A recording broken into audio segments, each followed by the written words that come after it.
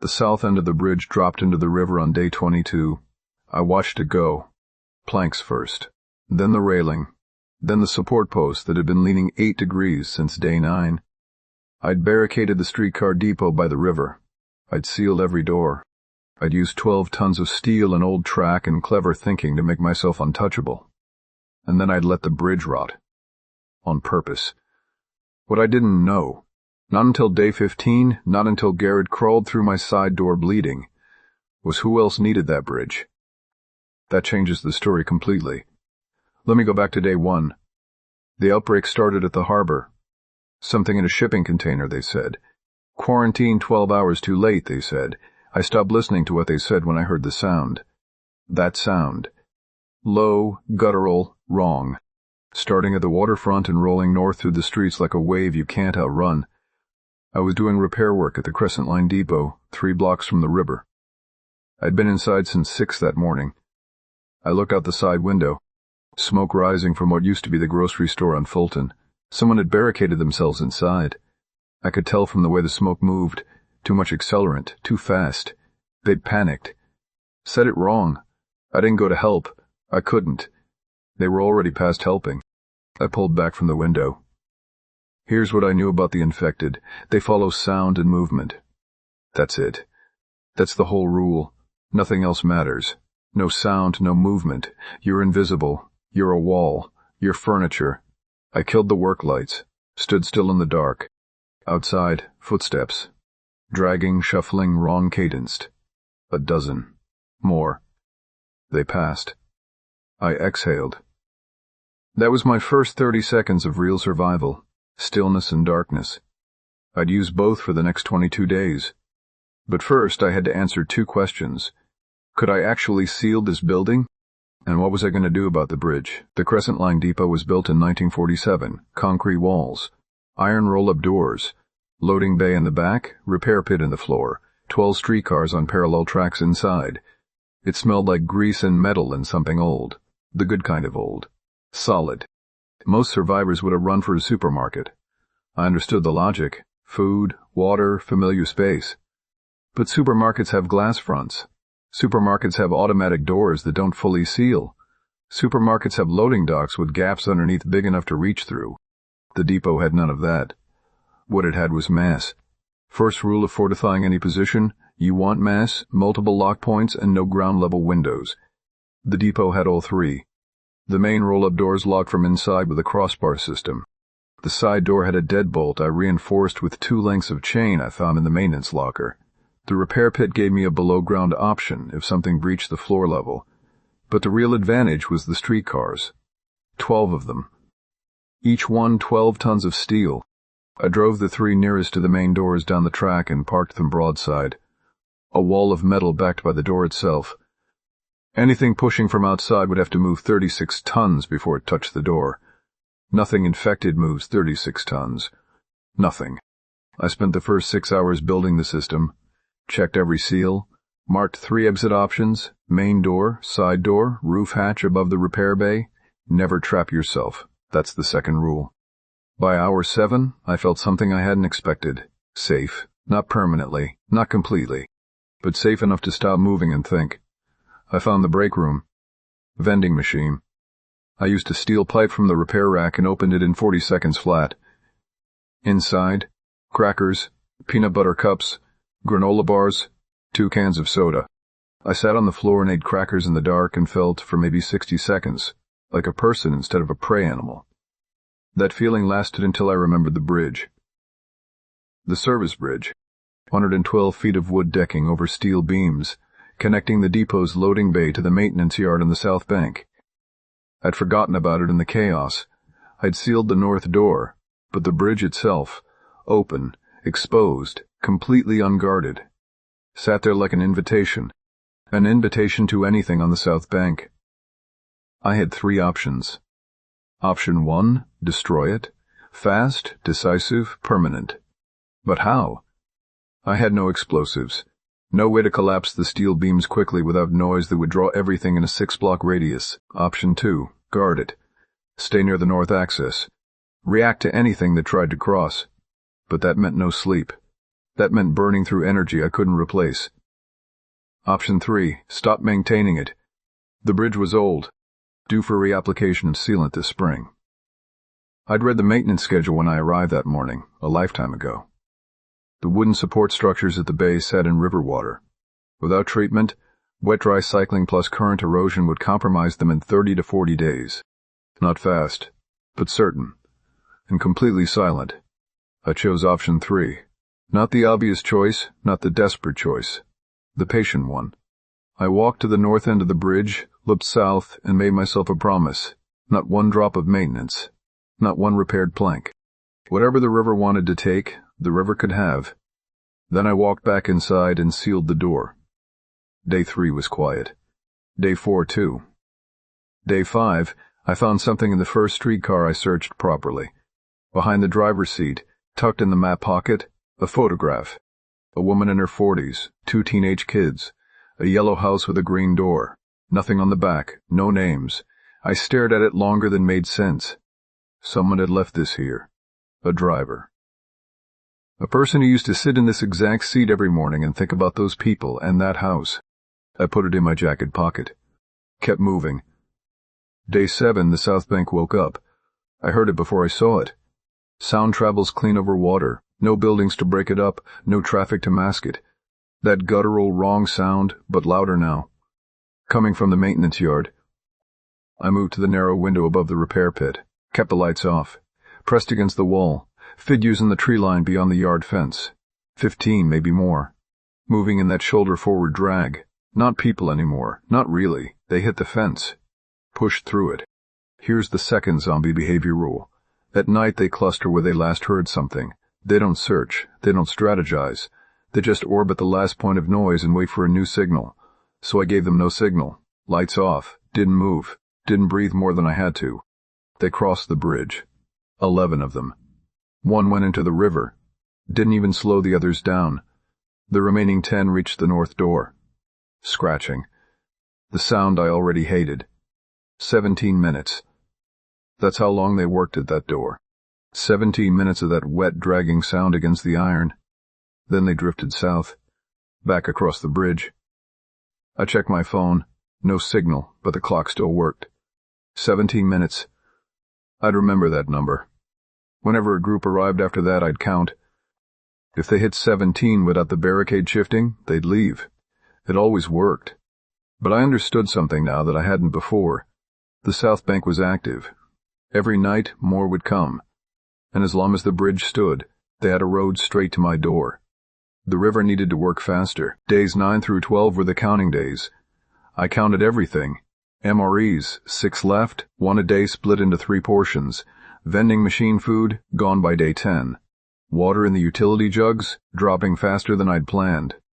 Stress burns calories. Fear burns water. That's not a metaphor. Your body is running a crisis response every waking hour, and it costs fuel. I hadn't understood that before. On day 11, I turned on the utility sink. Nothing. I turned it again, held it open, waited. Nothing. City water pressure. Gone.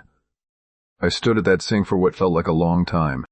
Counted what I had stored. 4 gallons in buckets, a cooler, 2 steel pots. Had careful rationing, 1 liter per day, drinking only. I had maybe 4 days. 5 if I was disciplined. Fear makes you stupid. That's the 3rd rule, and it applies to every threat, infected or otherwise. Blood leaves your frontal cortex. You stop problem solving. You just react. I'd learned by day 2 to catch myself doing it. 3 slow breaths in, 3 slow out. Then I could think again. I breathed. I thought. The river was right there, 30 feet from the loading bay. Running water, mostly clean, carrying whatever the city upstream had put into it, but manageable if boiled. The boiler system in the depot still had pressure if I fired it. Firing it meant noise. Noise meant a window of risk. I searched the depot again, more carefully this time. That's when I found the emergency panel under the driver's dashboard of car number 7. Sealed. Untouched. Inside, a hand-crank emergency radio, a compact first aid kit, an emergency poncho, and 4 water purification tablets. I sat back on my heels. 4 tablets. each one treating 1 liter. 4 liters of safe drinking water, no boiling required. The water crisis was solved. I let myself feel the relief for exactly 30 seconds. Then I did the math. 4 liters. 4 days at a stretch, maybe 5. The water issue wasn't solved. It was delayed. I bought time, not safety.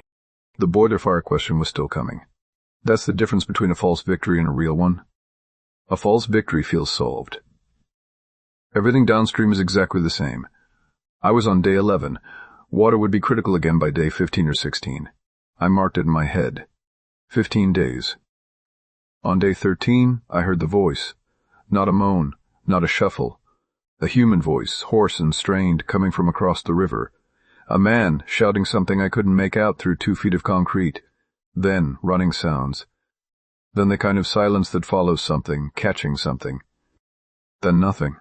I sat in the dark for a long time. There had been a person on the south bank. A live person. Trying to reach somewhere, maybe trying to reach the bridge.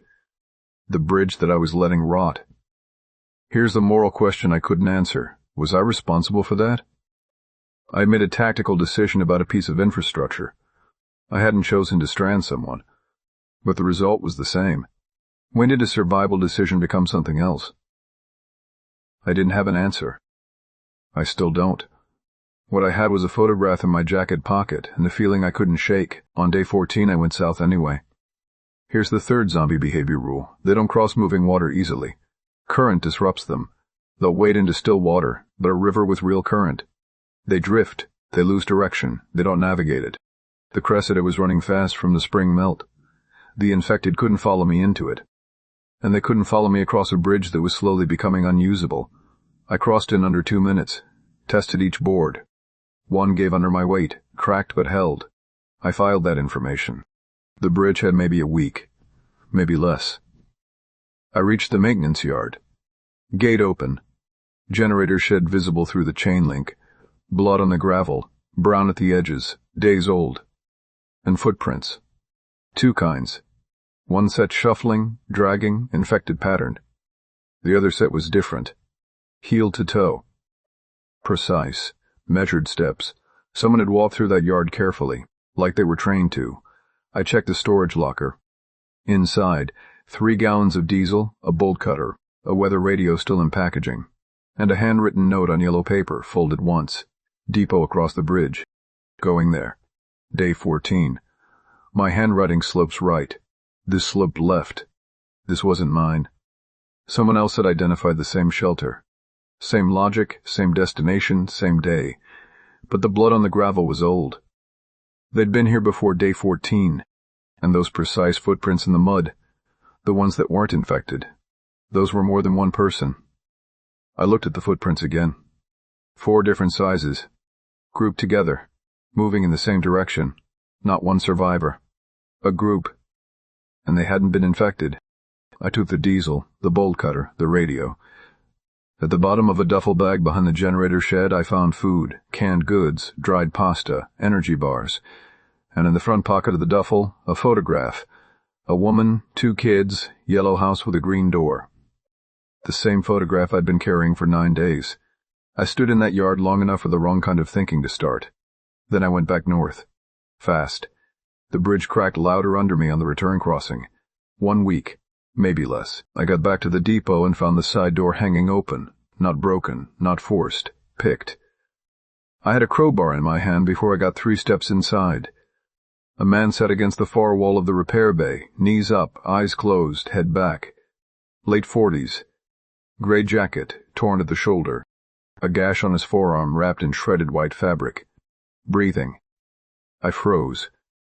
He opened his eyes without moving his head. Scanned me. Relaxed a fraction. "You're the one keeping the lights off," he said. "You're the one who picked my lock," I said. His name was Garrett. Port Authority Logistics. He knew the waterfront district better than anyone alive. He spoke in short, numbered statements, like he was filing a report. 14 days South Bank. 2 routes compromised. This was the last option. "How'd you get across?" "Bridge. West side. Boards were softer." I told him about the note. The duffel. The photograph. He was quiet for a moment. "That was my crew. he said finally. 4 of us, day 6. We cached supplies in that locker. Left a note. Where are they now? He looked at his arm. 3 of them got north through the rail tunnels on day 9. I went back for the generator truck. He paused. My boss always said don't go back for the truck. I almost laughed. It wasn't funny, but I almost did. There's food in the duffel, I said. I brought it back. Something shifted in his face. Not relief. Something older than relief. That was my daughter, he said. The photograph. I reached into my jacket pocket, handed it to him. He held it for a long time without saying anything. That was fine. Some things you don't need to say. Then he said, the bridge. Don't let anyone maintain it. I've been letting it rot. Not from the infected. He sat up straighter. From north. He'd seen them on day 12. Trucks, 3 of them, moving through the market district with purpose. Armed. Organized. They'd been clearing buildings, not defending them, stripping them. Taking fuel, medicine, canned goods. Moving in a specific direction. South. Toward the river. Toward the bridge. They've been using the footbridge as their main supply route to the South Bank caches, Garrett said. Moving goods across, staging them, then loading out through the southern rail access. I watched them for 2 days before I understood what they were doing. And anyone who got in the way? He didn't answer. I understood. That was the moment the whole story shifted.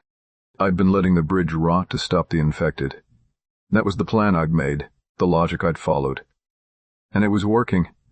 But the bridge hadn't just been a crossing point for the dead. It had been a supply line for the living. The worst kind of living. We had maybe 3 days before the bridge became impassable. Maybe less. And then, Garrett's head came up. Engines, he said. I heard it too. Low diesel, more than one vehicle. North Bank. Getting closer. I killed the lights. No sound, no movement. The rules. 3 trucks rolled to a stop outside. I heard doors. Boots on gravel. Calm voices. Organized, methodical. The kind of calm that comes from doing this many times before. Depot on the left. Doors look sealed. Check it. Footsteps. Coming to the main roll-up door. The door flexed. Once. The crossbar held. 36 tons of streetcar backed it up. Garrett was in the corner, completely still. He was good at this. Better than me, probably. Port logistics. You learn to read space and stay out of the way. I pressed flat against the side of car number 3. Didn't breathe. No movement inside. Could be abandoned. Check the side. Footsteps around the building. My side door. The one Garrett had picked. I'd relocked it. But I'd relocked it with a chain that was slightly too long. If they pulled hard, the door rattled. Once. Twice. The chain held. Padlocked from inside. Someone's been here. Silence. Could still be inside. More silence. I counted seconds. 7, 8, 9. Bridge. What about it? South pylons are going. Another week and it's gone. When that happens, this route is dead anyway. No point clearing the building for 3 days of use. A long pause. We come back in 48 hours. If the bridge holds, we clear this building. If it doesn't, we reroute north. Boots on gravel, doors, engines. Then quiet. I didn't move for 4 minutes. Garrett didn't either. We both knew better. When I finally exhaled, my hands were shaking so badly I had to hold them flat against my thighs. 48 hours, I said. Bridge has to fall first, Garrett said. He wasn't wrong. If the bridge held 48 more hours, those trucks came back. And whatever they did to people who wouldn't come with them, we'd find out firsthand. Weather radio, I said. I have one. South Bank, I grabbed it. Garrett turned it on. Kept it low. Rain system. Moving in. Arrival in 18 hours. River surge predicted. Minor, 4 to 6 inches. 4 to 6 inches of extra current hitting already compromised wooden support posts. Will that do it? I asked. Garrett did the math. He was quiet for a moment. Maybe, he said. I'll take maybe. I watched him put the photograph back in his jacket pocket. Careful. Like it was something that could break. Your crew, I said. The North Tunnel. You think they made it? He looked at me. Steadied himself. I know they made it, he said. Jamal had done that tunnel route twice before the outbreak. Supply runs. He knew every junction. He said it with complete certainty. I didn't point out that certainty was a choice, not a fact. Sometimes certainty is the only thing keeping you functional. Sometimes it's all you've got. The rain came 14 hours later. Not 18, 14. The river rose fast. I heard it before I measured it. A change in the sound, deeper and more insistent, the way water sounds when it means business. At dawn on day 22, I went to the north access point and listened. The bridge groaned. Once, long, like something in pain. Then the south end went. Planks first, lifted and carried. Then the railing, spinning sideways into the current. Then the support post that had been leaning 8 degrees since day 9. The one I'd watched every morning, waiting, counting. It dropped clean into the water and disappeared. The trucks didn't come back. I know that because we were still there on day 24 when a guard unit came through on a grid sweep. 2 soldiers and a medic working north from a staging area. They found the depot on their route. Knocked on the main door with a specific pattern from the emergency broadcast we'd picked up on the weather radio. Garrett answered the door. The medic cleaned his arm, told him the gash was deep but not infected. The soldiers asked how we'd survived with no visible exterior damage. Good walls, Garrett said, and we stopped maintaining the bridge. One of the soldiers looked at his route notes. Footbridge on the south axis? We had that marked as a potential hostile crossing point. It was, Garrett said. We just didn't know it at the time. The guard unit had information about Garrett's crew. Jamal and the others had made it north through the rail tunnels on day 9, exactly as Garrett had believed. They were at the evacuation center, 22 blocks north, registered and processed. Garrett sat down on the floor of the repair bay when he heard that.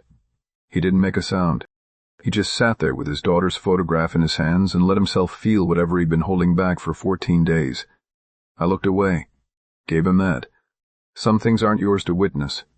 I thought about the voice I'd heard on day 13, the man on the south bank shouting, running. Garrett had asked around at the evacuation center. There were 7 people who'd come through the rail tunnels after his crew, including one man who'd spent 2 weeks moving through the warehouse district, one building at a time. The man was fine. Dehydrated, but fine. I hadn't let the bridge rot to save him. I didn't even know he existed. The bridge rotted because I made a tactical decision about a piece of infrastructure, and everything downstream was luck and current and the weight of old wood. That's what survival is, mostly. Not cleverness. Not heroism. Choices you make for one reason that protect you for another. The river's still running. The depot's still standing. The bridge is 40 miles downstream by now.